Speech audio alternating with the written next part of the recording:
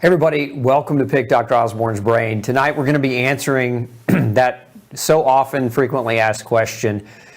Once you get gluten, how long does it take for that damage to leave your system? How long does it take to recover? It's a very common question that we get, so we're going to be diving into the answers and also strategies and how you can deal with it, how you can overcome it, and strategies on how to understand and recognize where better to identify gluten and hidden gluten. So stick with me all the way through the end because you're not going to want to miss overcoming how to get glutened and the timing sequence that it takes. So let's dive in. And again, if you're new to the show,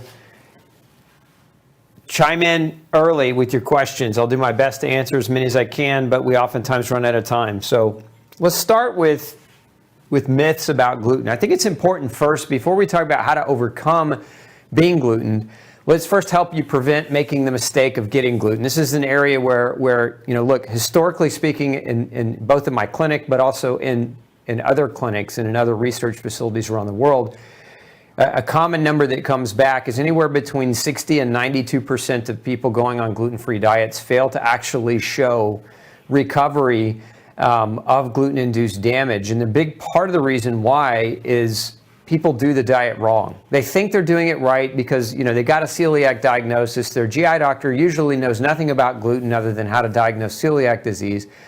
And so they don't really spend any time with their patients saying, you're gluten sensitive and here's what this means. Here's the implications. Here's how you need to change your diet. Here's what you need to be concerned with. They just simply give them a diagnosis and tell them to go do their research on the internet. And so most people are kind of left bumbling around trying to figure out how to go gluten-free and what cross-contamination means and where hidden glutens can be found, etc. And so huge quantities of mistakes are made, and a lot of times people get frustrated with the gluten-free diet because they embark upon it and they don't get better. And when they don't get better, nobody wants to restrict their diet without a reward, right? Who wants to do that? Raise your hand if you want to work hard and get no reward. Nobody did that ever, right? So they get frustrated and oftentimes they quit the diet, and that leads to or launches them into a much more dangerous place because those with gluten sensitivity who do not adhere to a gluten-free diet have, I think it's like a 400% increased chance of death, right? And among that, if that weren't bad enough, there's multitudes of different autoimmune processes that can occur as a result of gluten exposure. So I think it's first that we dispel some of the common myths. If you're new to this diet and you're just embarking upon this diet, let's look at what some of those are. So myth number one is that gluten is found only in wheat, barley, and rye, and sometimes oats. This is the common misconception. And so many people, when they go gluten-free, they generally they go wheat, barley, and rye free. And when I say sometimes oats, it's because you'll read that sometimes oats are okay, and in other blogs or other research posts, you'll read that oats are not okay.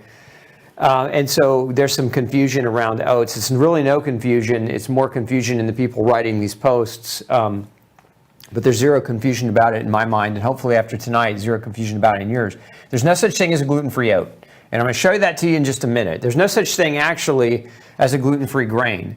So grains all have different types of gluten. And so when we talk about this myth, gluten is found only in wheat, barley, and rye, and sometimes oats, I want you to understand that is entirely a myth. And so what I want to show you is this diagram of the different types of glutens found in different types of grains. And so what you're going to see here is the classic grains. I'll put a star next to those: wheat, rye, and barley. These are the classic grains that would be considered gluten-containing grains.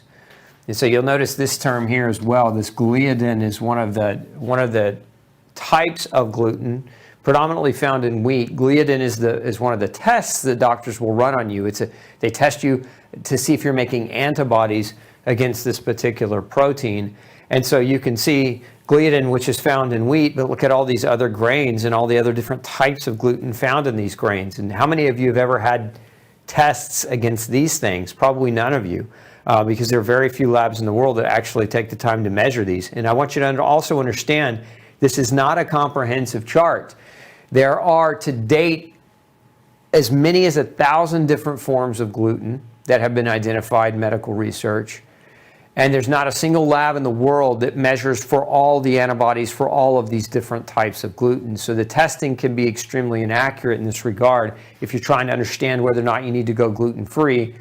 and we'll talk about the best type of test to help you to determine that in just a minute. But what I wanted to show you was that wheat has gliadin, rye has celiac, barley has hordein, oats has avenin, millet has panasin, corn has zein, rice has orzonin, and sorghum has caffein, and teff has pinacetin. So each one of these are different grains. Again, these ones here are oftentimes considered to be gluten-free, even though technically they're not gluten-free. And this is where much of the confusion comes from. This is actually why I wrote the book, No Grain, No Pain. I didn't call the book No Gluten, No Pain. It's No Grain, No Pain. And this is the reason why, is that all grains have different forms of gluten, but the one that most doctors in medicine are searching for reactions to is that one. And that's a very, very limited thing to search for. So if you didn't know that, now you do. Now you understand myth number one, that gluten is not just found in wheat, barley, and rye, and sometimes oats. It's found in all grains. Myth number two is that whole grain substitutes such as corn and rice are safe to eat if you're gluten sensitive. So again, these two myths tying in together, because corn and rice have different forms of gluten. And by the way, research has shown that the corn gluten actually is just as detrimental to most people with celiac disease as the wheat gluten is. This is why so many people do better when they don't navigate the gluten-free food aisle and eat all those processed corn products. We also know the same thing about rice. Rice contains a form of gluten, albeit by percentage. So we'll go back to this diagram again. By percentage, look at the concentration. So the form of gluten is in the middle. The percent of that gluten that forms the total percent of protein within that different grain. So you can see where corn is 55% approximately, and rice is 5% of the protein, and rice is an orzonin gluten-based protein. This is why so many people say, I eat rice and I don't feel bad. They're getting less exposure. You're poisoning yourself less than, say, the 69% of wheat or the 55% of corn, but you're still getting it. And after tonight, you'll realize that 20 parts per million, 20 ppm, is how much gluten is required to create inflammation for up to 2 months, and in some cases even longer. And that's what you want to focus in on. It's not a we didn't call it a gluten-reduced diet for a reason. We call it a gluten-free diet, right? But if you're going to the grocery store, chomping down the corn and the rice substitutes, you're not on a gluten-free diet. You're on a gluten-reduced mythological diet that is going to keep you sick and keep you in problems. Myth number three, dairy products are safe because they're gluten-free. Dairy cross-reacts to gluten. I've done an entire hour-and-a-half show on the problems with dairy, including the molecular mimicry, because the casein in dairy can mimic gluten. So many of you that don't go dairy-free continue to have persistent gluten-like damage, despite the fact that you might have avoided glutens themselves. So dairy can be very, very problematic, oftentimes is. As a matter of fact, research shows that more than 50% of people with gluten sensitivity also have a problem with dairy. So odds are, right, 1 and 2. Greater, actually a little bit greater than that, but greater than 50% of the people with gluten sensitivity have dairy problems. Myth number 4, eat all the gluten you want if you don't have celiac disease. This one bothers me because so many people have been told if you don't have celiac disease, it's perfectly fine to eat gluten. And as a matter of fact, myth number 4 ties into myth number 7, which is eat all the gluten you want if you don't have celiac disease. And the myth number 7 is if you're not celiac, then the gluten-free diet is dangerous to follow. Like, these are two things that I've seen in the propaganda rags that are written on blogs online from so-called gluten-free experts who don't know what they're really talking about. The reality is, if you don't have celiac disease, so understand that 1% of the population, 1% of all humans have celiac disease, which is quite profound when you think about it. That's a large number of folks. But 6 to 7%, it's an estimated, and this was actually published in a study published in World Journal of Gastroenterology, 6 to 7% of the population have something called non-celiac gluten sensitivity, which means they don't have celiac disease, but they are reacting to gluten, and it is making them sick, very, very sick. So when somebody tells you, especially when a GI doctor tells you, eat gluten if you don't have celiac disease, run, because they don't know what they're talking about. Run the other way and find somebody who will talk to you more in depth about the non-celiac gluten sensitivity issue. And if somebody tells you that if you're not celiac and that eating gluten-free is dangerous to your health, run, because they don't know what they're talking about. They don't understand nutrition. There is zero requirement for grain in the human diet, and there never has been. And this has never been proven. The reason why grain is shoved down the throats of most people in our modern societies is because most people don't realize this, but the government set up laws long time ago, this is over 70 years ago, to subsidize your tax dollars to grow cheap food. And what is that cheap food? That cheap food is grain. As a matter of fact, in 1943, the United States government banned the sale of grain unless you added vitamins to it. Because why? Because it was responsible for deaths. It was responsible for killing thousands of people every year. Diseases like beriberi and pellagra, which are B vitamin deficiency diseases, were caused as a result of eating processed grains. And so the government had to step in because it was such a huge problem. And that's why when you look at a box of cereal or a loaf of bread, you see fortified with, and you'll see the list of different vitamins like thiamine and niacin, etc. So understand that grains were so dangerous at a point in our history that the government had to mandate they be fortified with vitamins because they were such a malnourishing food that they were responsible for causing vitamin deficiency death in humans. Thousands of people annually died from this. So when somebody tells you that not eating those things that were notorious in our history for creating deaths because it's dangerous to not eat those things, you can now understand why that person is underqualified to make that statement. They don't know what they're talking about. Myth number 5, celiac disease and gluten sensitivity are the same thing. They're not the same thing. Okay, everybody with celiac disease is gluten sensitive, but not everybody with gluten sensitivity will develop celiac disease. And again, that's why there's so many different conditions: neuropathy, bipolar disease, migraine headache, non-alcoholic fatty liver disease, autoimmune hepatitis, pancreatitis, eczema, psoriatic arthritis, psoriasis, rheumatoid arthritis, Hashimoto's hypothyroidism. These are all linked to gluten exposure, and we would call those non-celiac gluten sensitivity induced conditions more specifically. And so again, not everybody with gluten sensitivity will develop celiac disease. As a matter of fact, most people with gluten issues don't develop celiac disease. As you can see, if 7%, up to 7% of the population has a gluten sensitivity issue, but only 1% develop celiac disease, you say, okay, well, what's missing? What's missing is the other 5 to 6% of individuals who don't have celiac disease but develop other conditions. And so it's important for you to understand that if somebody tells you they're the same thing, again, they're not qualified to talk about the topic. They don't know enough about it. Myth number 6, accurate testing.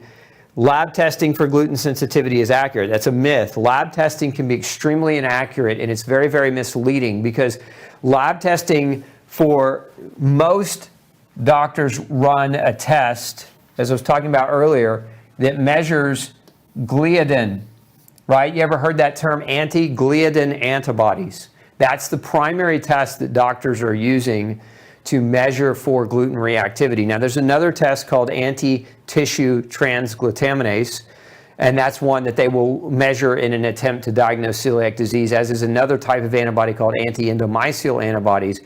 These tests can be misleading because, remember, most of the time doctors are measuring IgA and IgM types of antibodies. And I don't know how much you guys know about antibodies, but there's IgE, there's IgG. Well, we've got G on here already. We've got IgM. So you've got multiple types of antibodies, not just A and G, which is what most doctors will run tests for, but they don't test for the IgE, and they typically don't test for the IgM. But even beyond that, here's what else we know about gluten reactions. We know that you can have gluten sets off a reaction in a special cell.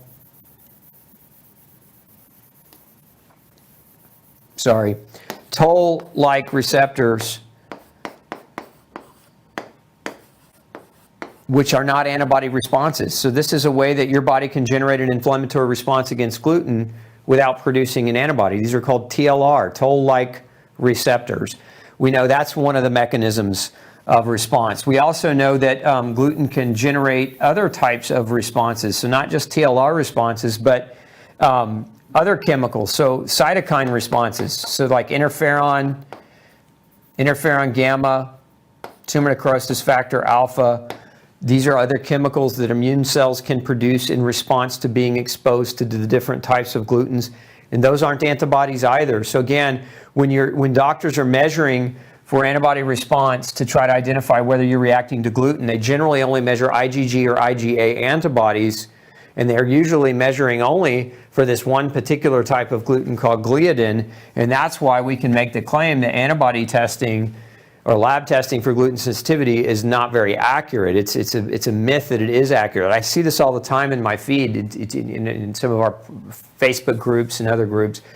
And people chime in and say, well, you have to get your GI doctor to measure your antibody levels, otherwise you don't need to go gluten-free. They're ignorant people. I'm not saying that they're bad people. I'm saying they're ignorant of the fact that this is an inaccurate way to assess for gluten sensitivity. So then if this is inaccurate, how do we assess for gluten sensitivity? We use DNA. We use genetic testing. And so if you haven't heard of that, if you don't know about genetic testing, you need to get really clear. Because if you're on the fence and you don't know whether or not you're gluten sensitive, maybe you went to a GI doctor and you had your antibodies tested and they were negative, but every time you eat wheat, barley, or rye or other grains, you feel horrible. It's not because the tests are accurate. It's because your body's communicating to you that you're having a problem with those foods, potentially. And genetics is more accurate in determining whether or not you should be avoiding gluten. So genetic testing is where it's at, not blood tests. Blood tests are very misleading. They can be accurate if they're positive, but if they're negative, they can give you a misleading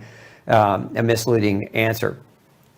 And then myth number 8, I skipped 7, but we talked about it a minute ago, and that the gluten-free diet is not dangerous, whether you have gluten sensitivity, celiac disease or not. And then myth number 8 is that processed gluten-free foods are safe.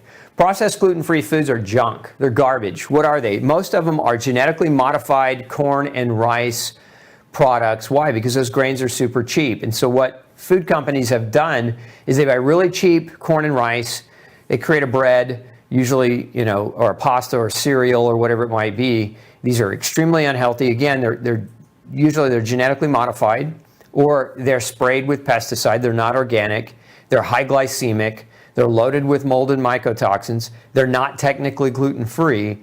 And if you try to make a staple diet out of these junk foods, because that's basically what they are, you'll never recover. You'll maintain your illness guaranteed if you stay on these processed junk foods. So avoid them. So if you understand these 8 myths, okay, you're on your better road to understanding that how to go gluten-free properly. And now, again, I talked about the different types of gluten, many of the different types of gluten, so some of the main types of gluten. So again, this diagram, if we break it down, the name of the grain is on the left. One of the types of gluten found in the grain is in the center, and the concentration of that gluten by percent protein is on the far right-hand side here. And so not all grains contain the quantity of glutens.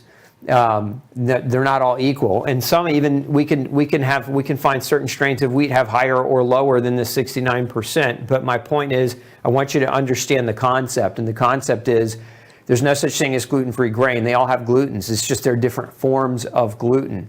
And if you have a gluten sensitivity and you're trying to eat these grains that have been classically labeled as gluten-free, you will continue to struggle. This is what I've seen for 21 years in private practice.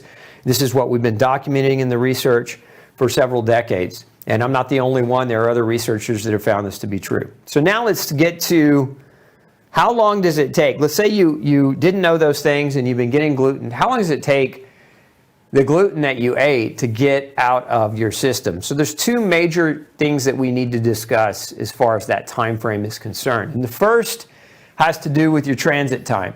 How long is your digestive transit time? Because transit time is different for different people for different reasons. But remember, once you eat gluten, once you put it in your mouth, it's got to make the journey from your mouth out your anus before that gluten is out of your body, right? And so for some people, that transit time, they're having bowel movements once or twice a day. Although what you just ate doesn't just come out right away. There's a transit time is the time it takes to move its way through you.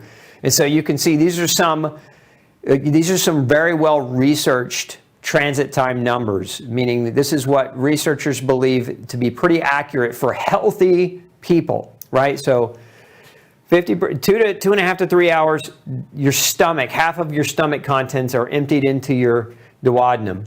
And it takes 4 to 5 hours in total to totally empty the stomach, right? So once that happens, the food is dumped into your duodenum, which is your small intestine. And so you see here 2.5 to 3 hours, you have 50% of the small intestine is emptied, okay, into the colon, which is the large intestine, right? And then the time to transfer through the colon is between 30 and 40 hours for it to get through. So from the time it enters you to the maximum time that it leaves you, if you have good functioning bowel, is between 39 and 52 hours. So if you got glutened, it's not going to even be out of you until that 39 to 52 hour mark. So keep that in mind, because that, again, it'll stay in you for that long a time. And as long as it's in you, guess what it's potentially doing? It's creating damage, right? So one of the things that gluten does is it incites an immunological reaction, meaning your immune system will see and perceive that gluten as a threat, and it will create chemical antibodies, it will create chemical inflammatory compounds in an effort to try to neutralize gluten. Now, as long as that's in you, that means your immune system sees that and is going after that for many, many hours, you know. And so where is your immune system? Most of it is in your gut, right? 70% of your entire immune system lives in your gut wall. It's called the GALT, the gastro-associated lymphoid tissue. So 70% of your immune system is right behind the gut wall. And so if you eat gluten, and it takes 52 hours for that gluten to leave, then that's 52 hours of immunological exposure to gluten that you're getting. That means your body is producing and generating chemicals of inflammation as long as that exposure is happening, if you're gluten sensitive. And then there are different transit times as well. So we think about what influences transit time. So some foods, like I see some people, a lot of times what you have to keep in mind is if you are gluten sensitive, one of the problems is your pancreatic function is diminished. One of the other things we see is low stomach acid. Stomach acid production is diminished. And so if your ability to produce digestive enzymes and your ability to make acid is diminished, that means your transit time is going to be slower because you're not breaking the food down and it's not propulsing through you as quickly. But one of the other ways that we see gluten affect people is neurologically. So it reduces peristalsis neurologically.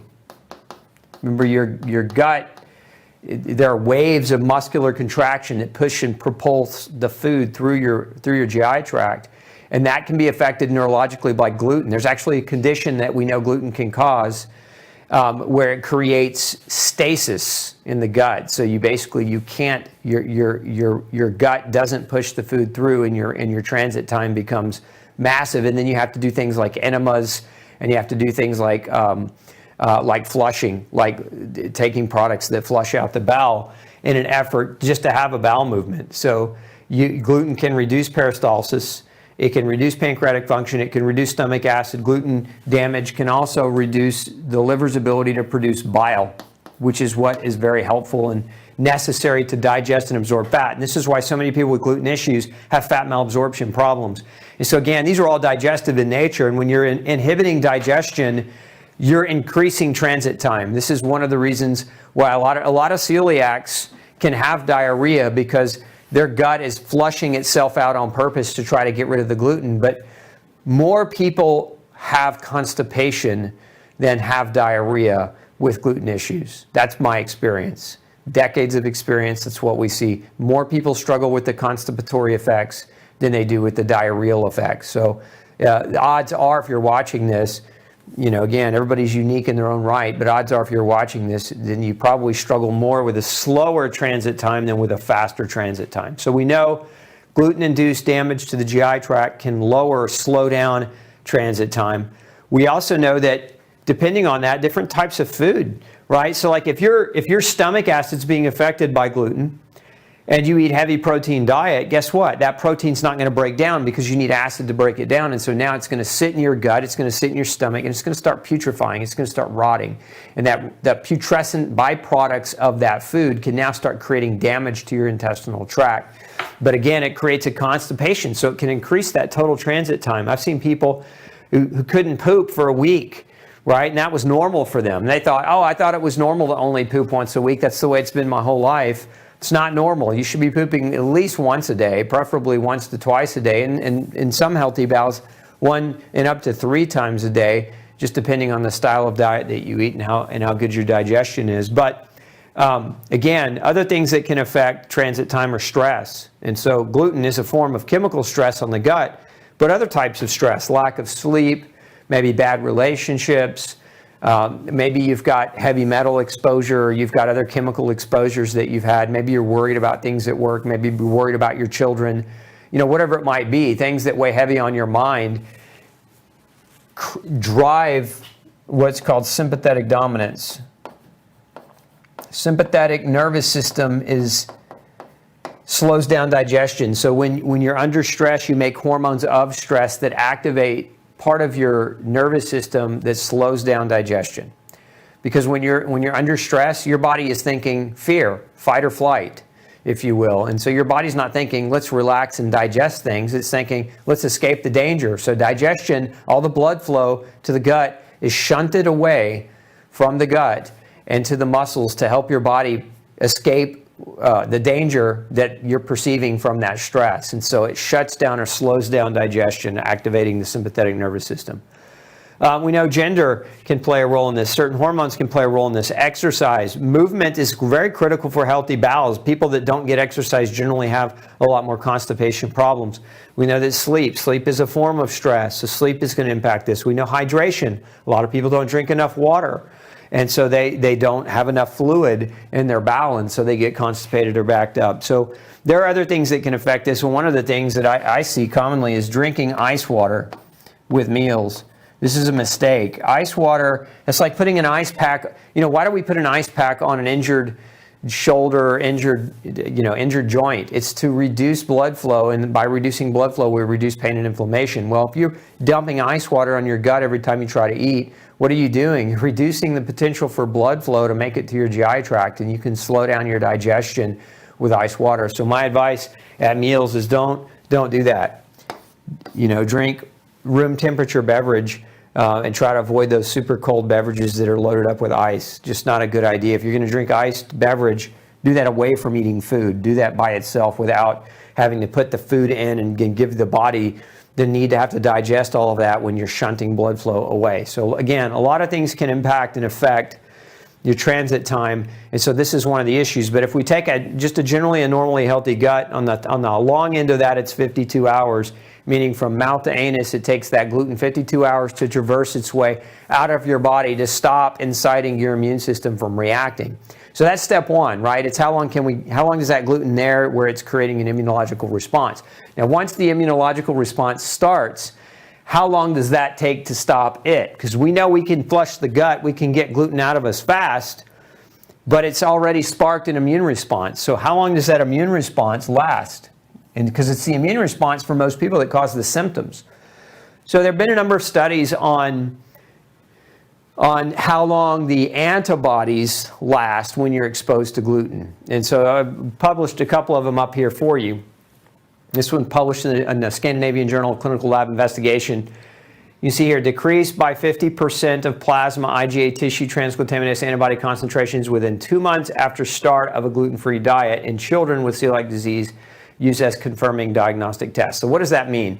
That means after 2 months of being gluten-free, 50% of the antibody production that was in that child's body was gone. That means the other 50% was still present, right? So what do we call that? In science, we call that a half-life, right? Half-life is the time it takes for something to clear your body in the blood, from the bloodstream out of the body, right? It's the half-life of antibodies, of gluten-based antibodies, of IgA antibodies is 2 months. Okay, that means the damage from those antibodies that are circulating in you, it's happening for 2 months. So when you hear me say that one breadcrumb can cause inflammation for up to 2 months, this is where this is coming from. That's where this statement is really coming from. It's because the half-life of those gluten antibodies can last up to 2 months. Now, remember, even after 2 months, there's still gluten antibodies circulating in you, the other half that haven't left yet. And so really, technically, it could take even longer, but symptomatically, a lot of people will find some tangible, noticeable, objective, and subjective improvements in how they feel in that 2 months of really strictly following a gluten-free diet in the right way. Now, if you're following a gluten-free diet, eating corn, rice, and all that other nonsense, you're probably not going to see much of a change. But if you're doing it in the right way, generally within 2 months, there's some type of symptom reduction. Because these antibodies, remember what causes the damage. It's the antigen-antibody complex. That means it's the gluten combined to the antibody that creates the inflammatory damage. So we want those things out of us as quickly as possible because that's where the damage is coming from. This other study here, you can see serum antibodies have a half-life of 30 to 60 days, and this is referring predominantly to IgG and IgA antibodies. So we've got, in this case, 30 to 60-day half-life, in this case, a 60-day half-life. So we're talking about really kind of a 2-month half-life, right? So how long does it take for those antibodies to quit creating immune inflammation? We say 2 months, but really up to 4 months, because if the half-life is 2 months, we got to get the other half out of you, and that can take 4, and then we still have a half-life of that what was half, and so then we have another 2 months, which is 6. So this is why, again, you also sometimes hear me say, you've got to be gluten-free in the best and most perfect way for 6 months. If you're giving the diet a 2-week trial run, you're not going to see such a dramatic improvement because you're still going to have circulating immune antigen complexes that are creating an inflammatory response. So you're not really going to notice a tremendous improvement. Now, some people do, and that's not to say that you can't notice an improvement, but that's just to say to give the diet a fair chance if you don't know whether it's the right diet for you to follow and you're just trying to follow it for the sake of, trials and tribulations. 6 months is really the minimum that you want to be gluten-free to make an assessment and a real true judgment as to whether or not the diet is helpful. Otherwise, you're probably wasting your time. And I wouldn't encourage any of you to waste your time because going gluten-free is a 12-week learning curve. Just to learn how to do it right for most people takes about 12 weeks because you're not just saying, I'm not going to eat grain anymore. You got to find recipes. You've got to find food ideas. You got to find food that you enjoy and that you like to eat. You've got to find how you can prepare those foods. You got to find the time to prepare those foods. You got to understand cross-contamination and understand where hidden gluten comes from. And that takes time, right? And so it's that time that you want to give yourself doing it as best as you can, doing it as right as you can, not making the mistakes. But again, 2 to 4 months is what we're talking about just to get the antibody clearance. So the antibodies are what are creating the damage, and so we're not going to get ahead if you're not going gluten-free for that long. So now let's talk about strategies. So let's say, okay, Dr. Osborne, I'm gluten-free, doing my best, but I got glutened over the weekend. It was accidental. What can I do because I feel horrible? So let's talk about top strategies to get the one we want. Remember, what I taught you tonight was 2 things. I said there's a transit time up to 52 hours of mouth to anus for that gluten to escape and get out of your body. Now, if you've been gluten and you know it, one of the best things that you can do is flush it out of your system faster than 52 hours. And so what I would suggest in that regard is flushing out your bowel. And one of the ways that you can do that very, very safely without worrying about major health problems is doing what's called a vitamin C flush, a detox C flush. Is you're taking enough vitamin C,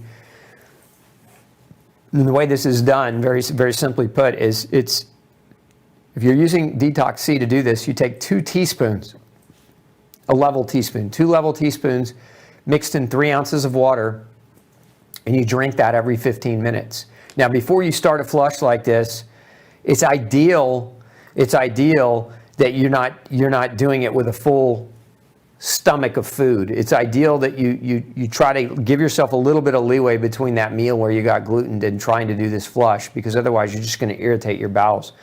But so 6 to 8 hours away from that meal, preferably. So a flush is also best done where you can stay close to the bathroom because you're going to be running to it frequently. And if you're at work, it's a bad idea. You don't want to try to do a flush on a day where you're working or in the office. So a flush should be done best in a semi-fasted state, 6 to 8 hours away from food. It should be done on a day where you can stay home and somewhere where you can stay close to the toilet. And you take 2 teaspoons of vitamin C powder every 15 minutes until you have a flush. What is a flush? it's diarrhea. You're cleaning your bowels out, right? So 2 teaspoons every 15 minutes mixed in 3 ounces of water.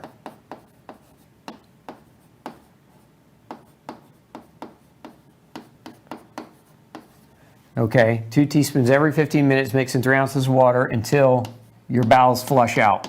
Once you start having diarrhea, basically, don't keep taking the vitamin C. Discontinue taking the vitamin C altogether. Now, what some people find is doing a flush irritates and causes burning in the rectum. One of the things you can do to prevent that is you can put a coconut oil lubricant, and it may sound a little bit graphic, but you can put a coconut oil lubricant around the rim of the anus to protect it, because you're flushing out gluten and all the yuck that comes with it, right? So you're trying to get that out of you while not creating an irritation. And so the flush can get it out of you very, very fast. It's just one strategy to get it out of you quickly so that it's just not stasis in your GI tract. Okay? Now, the other thing that you can do as well after that flush is consider fasting. And if you fast long enough, and there are different strategies for fasting, you've probably heard me talk about fasting a lot as it relates to like intermittent fasting.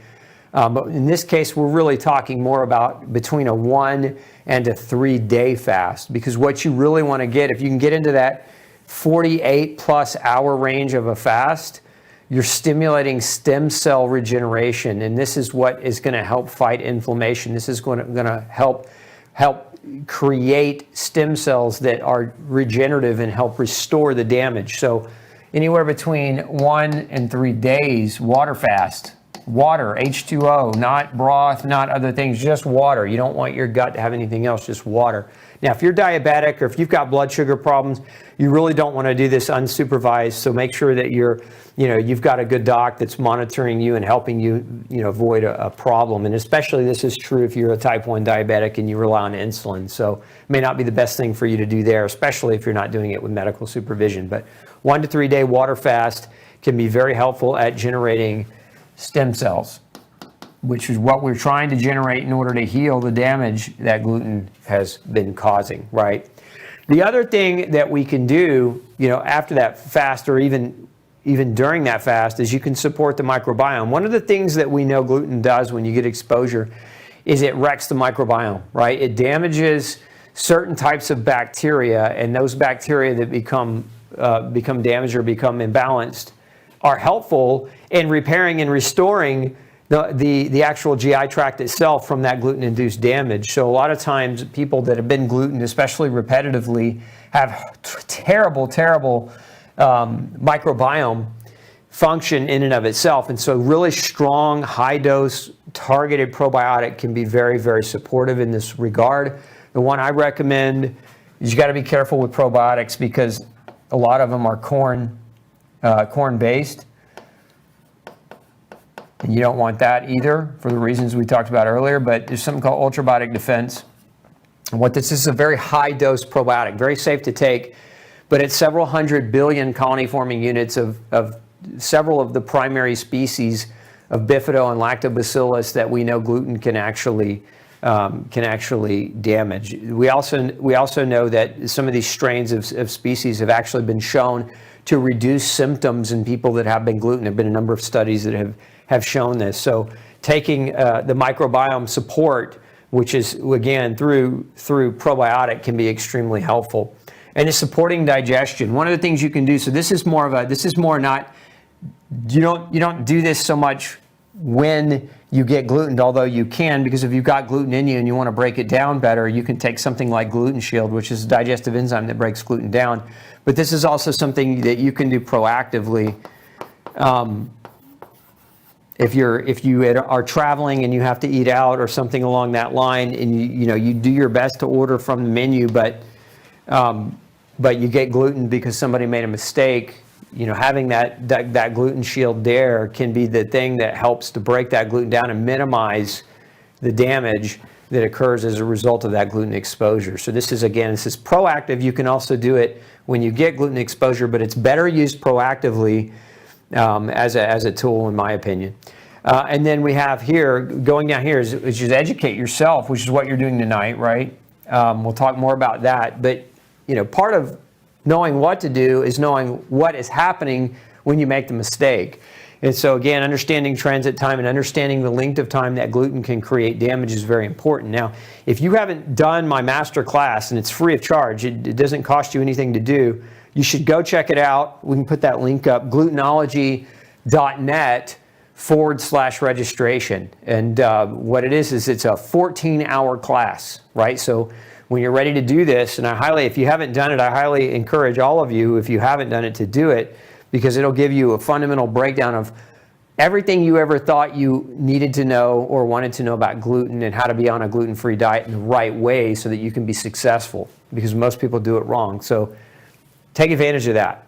And then, one of the best ways to heal from a gluten exposure is sleep, right? We heal when we rest, right? So don't underestimate the power of a few good nights sleep. I mean, when your body's sick, if you're really reeling or struggling from the inflammation of a gluten exposure, you might consider taking a sick day or two and letting your body heal and repair and recover, where you can do things like flush, fast, and microbiome up, right? And sleep so that you can recover and not pay a price for months to come. So, all that being said, let's pause here for questions.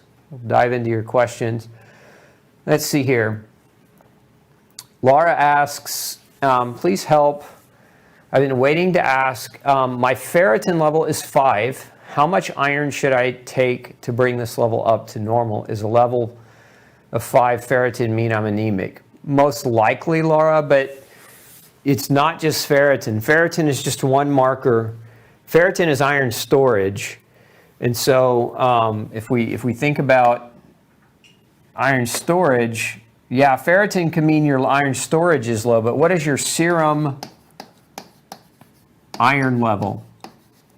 Your serum iron should, menstruating females, ideally serum iron at least 70 plus is what you're looking to try to achieve. So if your serum iron is 70 and your hemoglobin is normal and your hematocrit is normal, but your ferritin is low, you might not be anemic per se. You might just not have enough iron storage, in which case this would be, you could maybe get by doing some things like liver or iron-rich foods. You may need some iron, but again, I'd say you don't just make the decision to supplement iron without understanding what your iron, your hemoglobin, your hematocrit are, or your redistribution width. It's another marker on a CBC that can be very helpful. And then you can make a better decision. But if, let's just say you were anemic and your iron or your ferritin rather being that low, you would be very, very safe, to take anywhere between 50 and 100 milligrams of iron a day in a nice chelated form. You can check out Ultra Iron. That's a gluten-free preparation. And that's very safe to take. Where you got to be careful with iron, though, too, is if sometimes certain people, iron constipates them, right? So just what we were just talking about, which is transit time. If you slow down your transit time by trying to correct an anemia, that's not going to help you in other ways, right? Creating a constipation issue might be detrimental to you in other ways. So you got to just be cautious around taking iron supplementation and knowing that it can possibly cause constipation. And I think that's important that you get those other tests measured as well, because one of the, again, these oftentimes are low, but then you also have something else that can cause low ferritin, and that's occult blood loss, which this is where really you want to get it checked out, right? I know you mentioned you didn't really trust your doctor, but you got to find somebody you can trust, because occult blood loss is one of the reasons that we'll see low ferritin. And one of the reasons why we see occult blood loss is GI damage. Your gut is damaged in such a way that you're bleeding in the upper intestine or in the stomach, and you're losing blood through that blood loss, and you're losing iron through that blood loss. And so it's occult blood loss because you don't know it's happening, right? And this can be measured for. And so that's important too, if you're anemic, is to look at this and make sure you don't have that occult blood loss. It's very common in gluten-sensitive individuals, especially celiacs, to have occult blood loss. And so anyway, those are all just concerns that you would want to get checked. Let's see.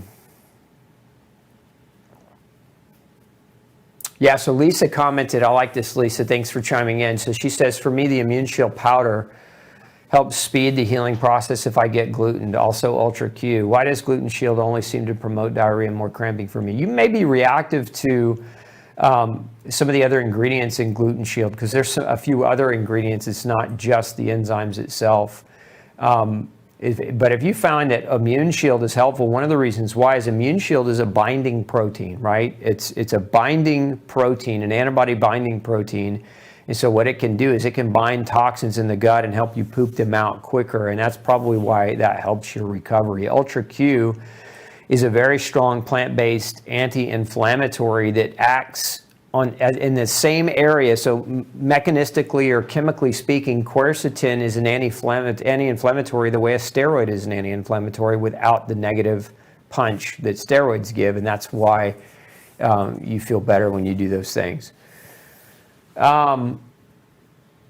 Jacqueline says, I have severe GERD and was on pantoprazole and sulcrophate both twice daily, but stopped 1 month ago, but still have horrible symptoms. I've been off gluten-free grains, corn for about 8 months. If you've still got problems and you've been grain-free and you're still having gastroesophageal reflux, one of the issues that I see is that people damage their intestines or stomach, and even though they go gluten-free, the damage is still there. And one of the reasons the damage is still there is because they're malnourished and they don't have the vitamins and minerals necessary to heal the damage. Even though they've taken away what caused the damage, they're malnourished to the level that their body doesn't have the capacity to heal the damage. And so one of the things that can be very helpful that you can try, so I'm gonna just draw you a general diagram here. Let's say that, so this is kind of a diagram of the stomach. This is the esophagus,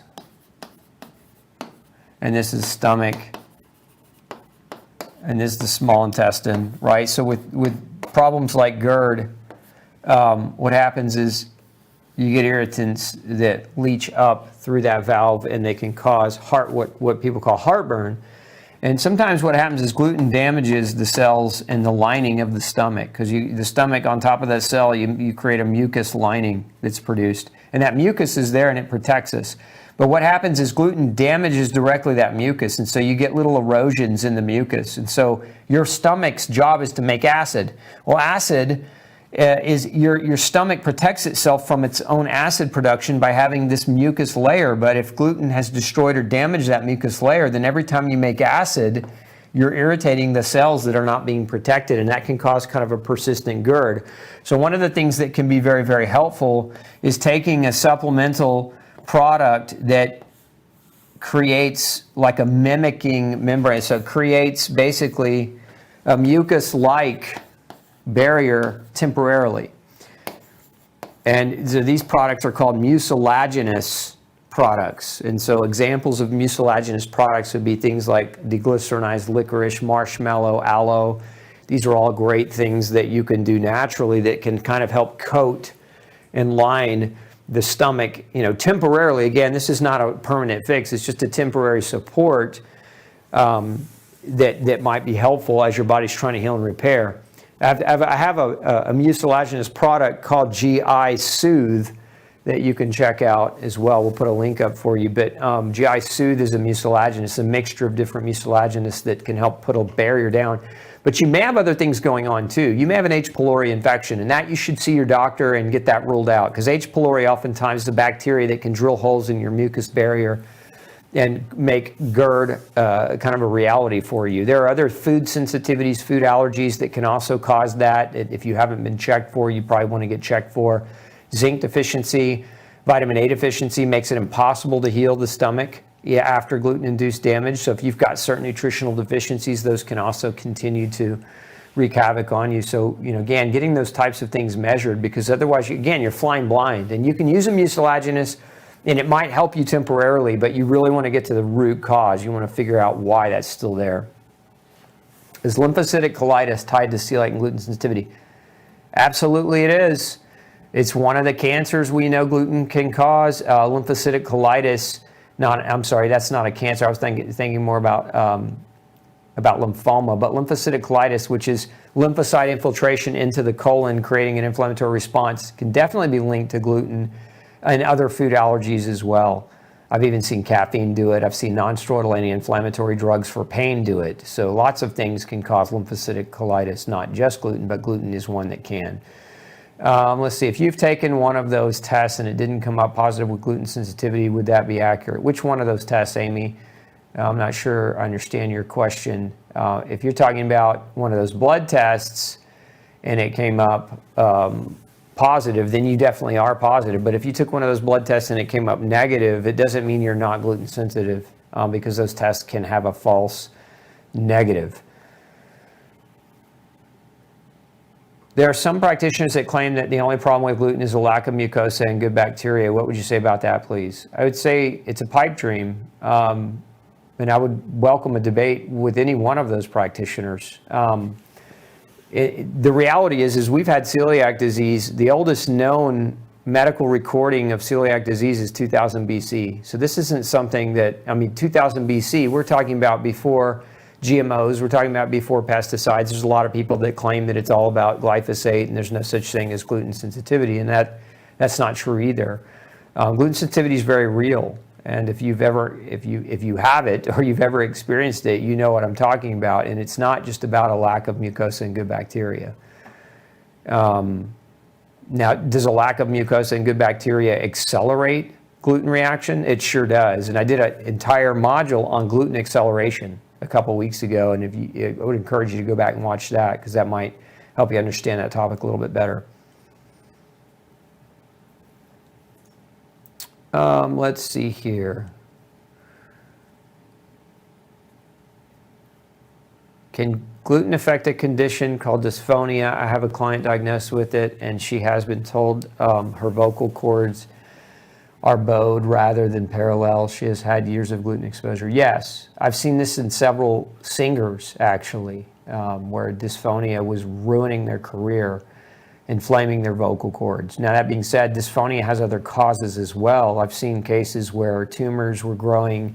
I've seen cases where, the thyroid had a mass and that was pushing in on the cords. So it's not the only thing, but gluten definitely can contribute to dysphonia. I've seen it a number of times in patients.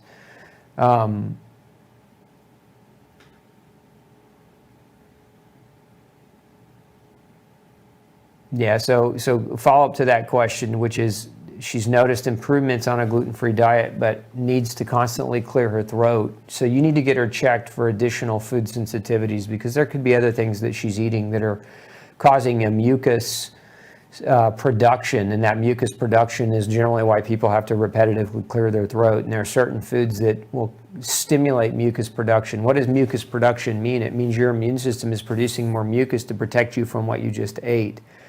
And so dairy is a very common mucus-producing food, and a lot of singers know this. Is why they won't drink dairy or eat cheese, etc., before a show, because it will disrupt their ability to sing. But you can, again, there are other foods that can cause that beyond dairy, and that's something that you should ask her or encourage her to get tested for.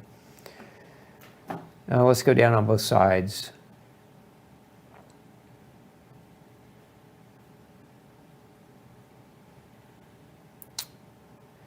To have a supplement to help avoid C. diff when on an antibiotic? Yeah, ultrabiotic defense is probably one of the best things you can do. If you're taking an antibiotic, you should be also taking a very high-dose probiotic, not at the same time you're taking the antibiotic. So like if you're on an antibiotic and you take that antibiotic in the morning, don't take the probiotic with the antibiotic in the morning, because you're going to neutralize some of its effect. But take the probiotic, try to get it 3 to 4 hours away from the antibiotic. But as long as you're on an antibiotic, you should definitely be taking a strong probiotic. And the one I would recommend that we produce at Gluten Free Society is called Ultrabiotic Defense.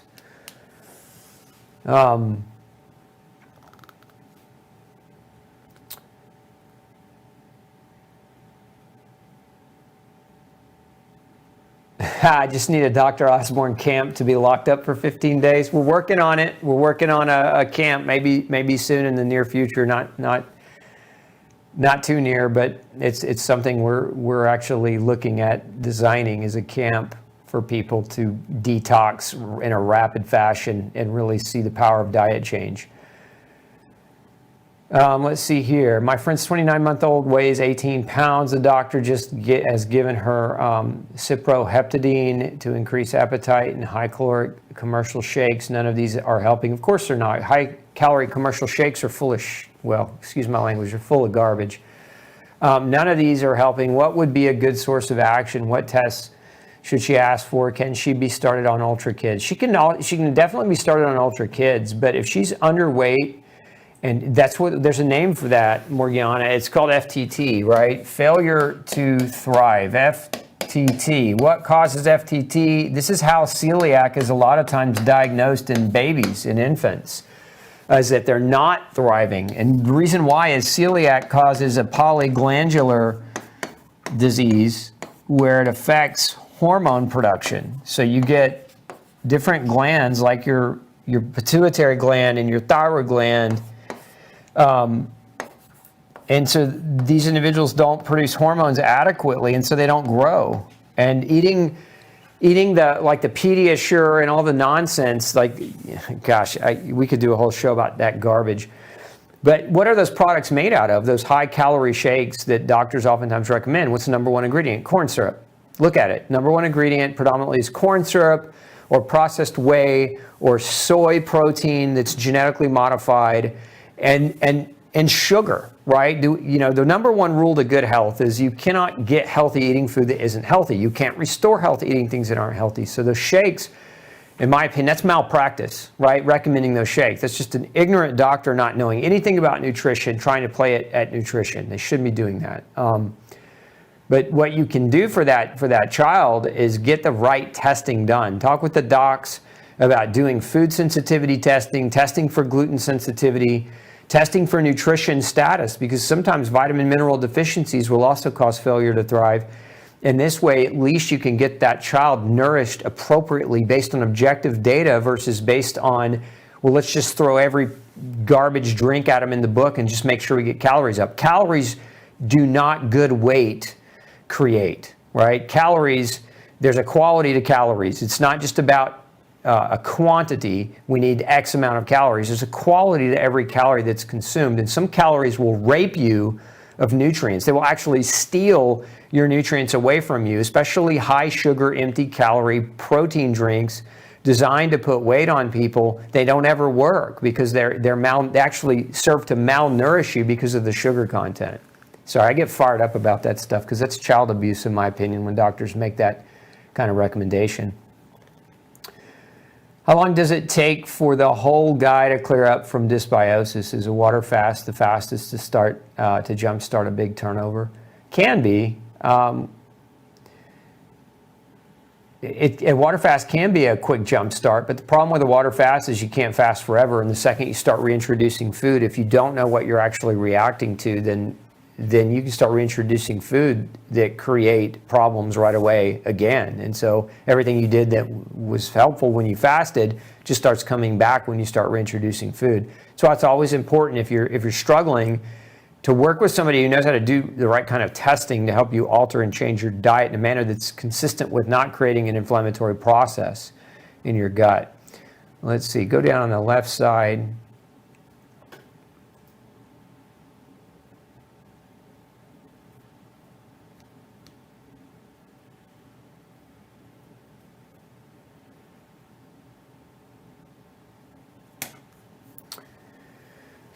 Let's see here.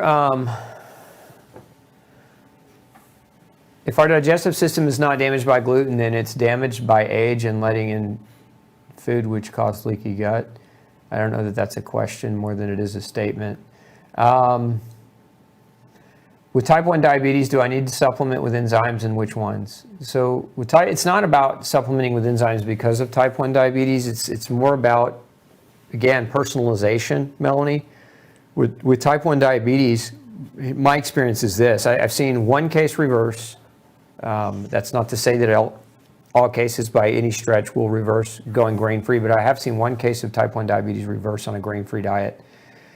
But one of the best impacts for type 1 diabetes I've seen is a grain-free diet. And again, it may not reverse your type 1 diabetes, but it will reduce your need for insulin. And so with type 1 diabetes, it's a balance between how much insulin you have to take, because insulin as a hormone, if you overdo it, and unfortunately in diabetic training, nutritional training, like in hospitals and even like RD practices, what they tell you to do is to chase your sugar with insulin, chase your blood glucose with insulin and sugar. Like, okay, if your blood glucose is too high, take more insulin, and if your insulin drops it too low, eat some candy. Like, that's this constant yo-yoing that occurs, and getting grain-free will really help to stabilize in a big way your blood sugar and make it easier to take that insulin and make it more predictable.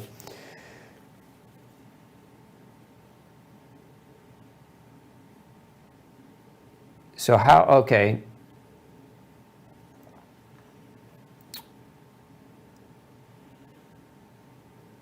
Gluten is, let's see, if there is that much gluten, then should be go crazy trying to avoid all?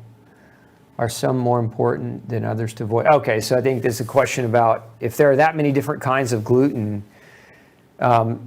I don't know, I'm going to put words in your mouth because the wording of your question is a little off, I think. But will you go crazy trying to avoid all the different grains? No, you just got to get educated. I've been doing it 21 years.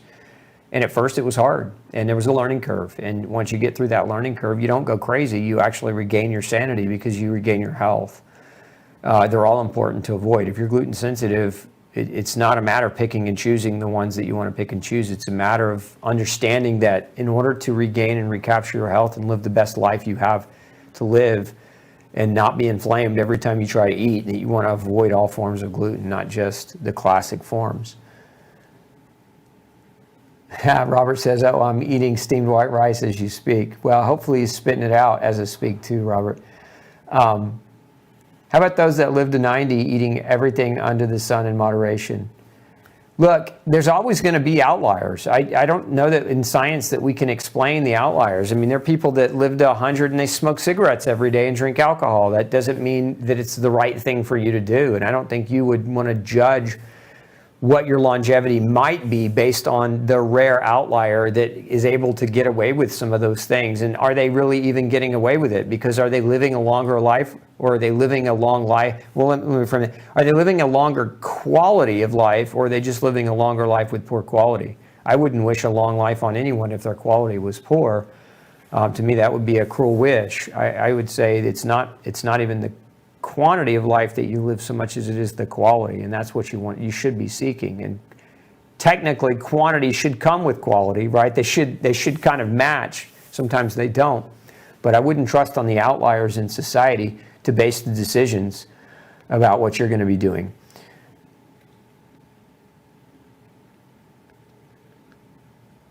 Let's see here. How about answer that? Would it be possible to get kosher certification for warrior bread?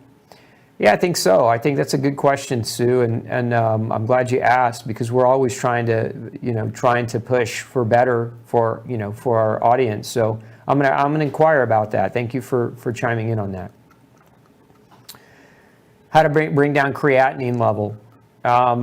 So there are a lot of reasons creatinine can be elevated, and gluten can be one of them. Gluten can damage the kidneys and increase a creatinine problem. So that may be one of them. If you're not gluten-free, I would suggest that. Let's see. How can you be tested for this? I'm not sure I understand the question, Cheryl. How can you be tested for what? Maybe clarify that for me and I can answer it for you. I went gluten-free 9 years ago without getting tested and felt amazing. My brother did do the testing for different symptoms. He does have celiac, and we have the gene in our family for celiac. For me to get tested, I would have to do a gluten challenge, which would kill me. What are my chances of having celiac versus non-celiac gluten sensitivity? So Lois, this is kind of, again, the myth is that for you to do a gluten test that you would have to eat gluten. That's not true. For you to do antibody testing for gliadin, you would have to eat gluten, which is, in my opinion, a mistake if you feel that well being gluten-free. If you want to know about non-celiac gluten sensitivity, get genetic testing done. To do genetic testing, you do not have to eat gluten. Your genes don't change. And if you've got one marker that you know of in your family, it's possible that you have multitudes of markers genetically for non-celiac gluten sensitivity or for celiac gluten sensitivity. So genetic testing would be what I'd recommend, because it doesn't require that you eat gluten to get tested. I mean, it's ridiculous. I mean, doctors will tell you, go damage yourself for 2 months, and then we'll test you to see if damaging yourself for 2 months is the right or the wrong thing to do. When obviously, I mean, I don't know. That's just crazy to me. It's crazy that doctors would say for a person to purposefully harm themselves, knowing that's what that would do. Let's see. Yeah, so go down just a little bit further. So I took your gluten sensitivity test results to my gastro doc. He's testing down my throat, and the recommendation is gluten-free, since my doctors have known how sick I feel for years. Good. That's a smart doc. They're looking, but they're not telling you to do something that they know is going to poison you. That's what you want. You want somebody who's reasonable. Now let's go down a little bit more. Will a gluten-free diet reverse hypothyroidism altogether? It can. It just depends on why you have hypothyroidism. There are many causes of hypothyroidism, and if it's Hashimoto's, the autoimmune version, then it can. I mean, gluten is a major trigger for Hashimoto's. Now, there are other triggers, and I want to be clear that gluten is not a cure-all for everything, but gluten is a great place to start because it's free. It doesn't cost you any money to change your diet. And the outcomes a lot of times are so prolific, even early on, that a person gets confirmation that at least it's an intelligent move in the right direction. But I've seen cases of people with hypothyroid where their autoimmune antibodies completely went away just going on a gluten-free diet. So, to answer your question, yes, it's possible, but the hypothyroidism requires a comprehensive approach because there are a lot of different triggers for it, nutritional triggers included. I have really, really slow transit time, lots of reasons. Can GI Restore be taken more often?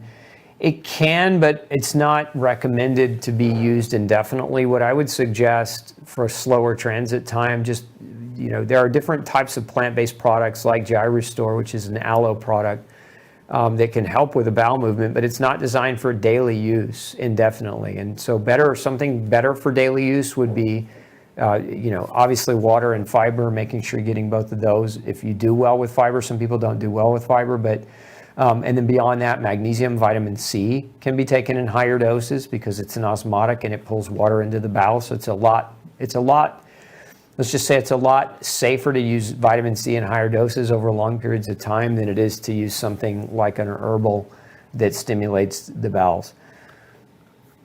Let's see. Let's go down on the right too.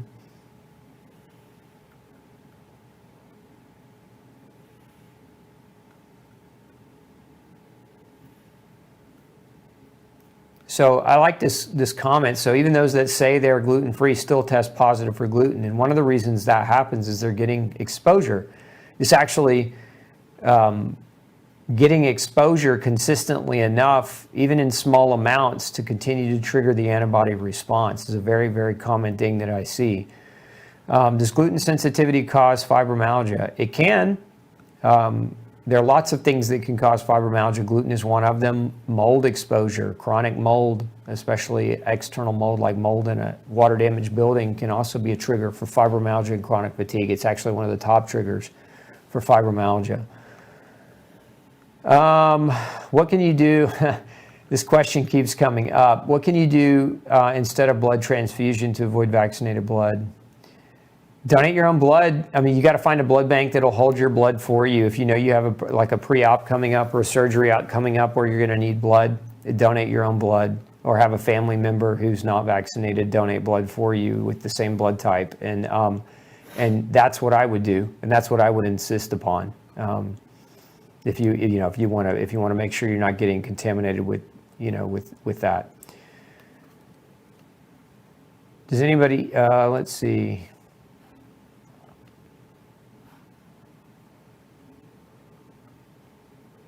Is black rice okay? If we're talking about true black rice, because there's black rice comes under different names, but black rice is actually a marsh grass. So there are black rices that call them black rices, but technically they're not. They're not marsh grass. So if you're talking about black rice that is actually a marsh grass derivative, yes, that is technically gluten-free, although I would say this, Sue, a lot of people don't do well with it because it's grass. And 40% of the population is allergic to different grasses. So I would just, if you do fine with it, it is gluten-free, but if you don't do well with it, you might just consider that it's grass. Let's see here.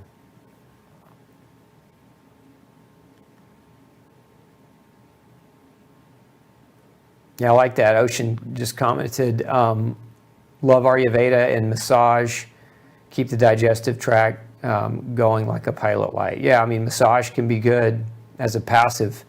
And Ayurvedic principles are thousands of year old principles that are time true and proven to be intelligent. So yeah, I like that. That's a good comment. Are loose stools and diarrhea the same thing? No. Diarrhea is liquid.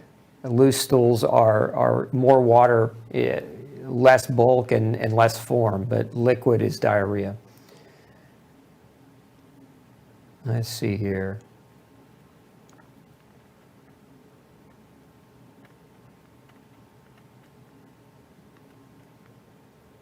Disadvantages of daily laxatives, how can they be risky? They're irritants. Daily laxatives are irritants to the GI tract. So the longer you take them repetitively, you create an irritation to the GI tract. And what we know about irritations over prolonged periods of time is they can contribute to an increased risk for the development of different types of cancers. Because when you irritate the cell lining, those cells can actually become changed. They can go through a process where they become different. The daughter cells, when they replicate, are not quite the same as the parent cells, and when that happens, there's names for that: metaplasia and dysplasia, and then ultimately cancer is what can occur. Now, that's not to say that you're going to develop cancer, but it's one of the risks, right? And risk is something we can't be accurate about future casting, but we can be accurate about saying that people that generally irritate their bowels on a consistent daily basis have higher risk for the development of colon cancers.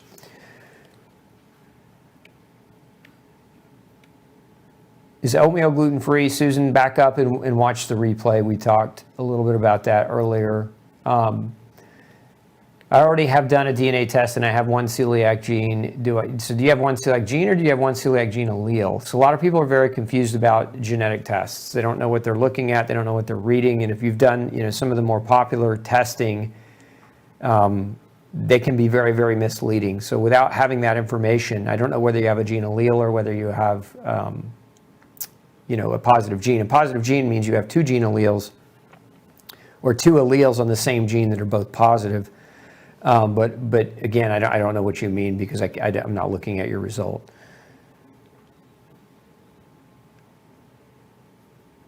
So somebody asked about Linzess. Linzess comes with a whole different side effect ballpark. I mean, Laurie, Linzess is definitely not a solution for IBS. I mean, a lot of people are on it. A lot of people take it prescription grade, but it doesn't solve your problem, which is why are your bowels not functioning? And until you solve that without artificially changing your chemistry to overcome it, the problem didn't go away, and therefore the underlying issue is still pervasively damaging you long term. And so yes, the risks are there, and that is, I would consider to be an irritant. Do I recommend bone broth for gut restoration? Depends. Sometimes yes and sometimes no. Some people don't do well with bone broth because of the different types of amino acid concentrations and they don't digest it well. So not all people do well with bone broth, but many can. And so bone broth as an overall food choice is not a bad choice if you tolerate it well. Okay, I think we got more questions, but we don't have more time, at least not tonight. I'm going to go home and eat dinner. Hopefully you'll do the same. Look, thank you for joining me tonight. I hope you took away something valuable that you can practically apply in your life and improve your health. And remember, if you found this information helpful, don't hesitate to share it. We've been heavily censored, and to get this message out, we need your help. And so, our hashtag is Save 100 Million Lives. The only way we're going to reach that quantity of people is through you guys, right? It's through our tribe. So make sure you share this information, hit the like button, copy, paste, share. And if you'd like to get more information, maybe you're new to the show, come visit me at glutenfreesociety.org. Make sure you sign up for our newsletter. That is one way we can ensure that my information can get to you in an uncensored format. So, help stop the censorship of real life-changing information. Sign up for the newsletter at glutenfreesociety.org. Hope you have a fantastic week, and we'll see you next Monday for another episode of Pick Dr. Osborne's Brain. Take care.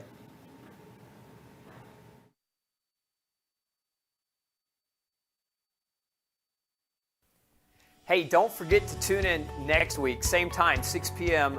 Central Standard Time, for another Pick Dr. Osborne's Brain show. Bring all your toughest health questions to me. I look forward to answering them. And before you leave today, make sure you hit subscribe. And once you do, click that bell. That bell is going to allow us to remind you right before we go live. But it's also going to allow us to remind you when we come out with other video content all week long. We've got lots of episodes coming your way all week long, and I don't want you to miss anything. So again, subscribe, hit that bell so that you can get notified when we have that new information put up for you. Thanks so much, and I'm wishing you excellent health. Have a great week. We'll see you next Monday night.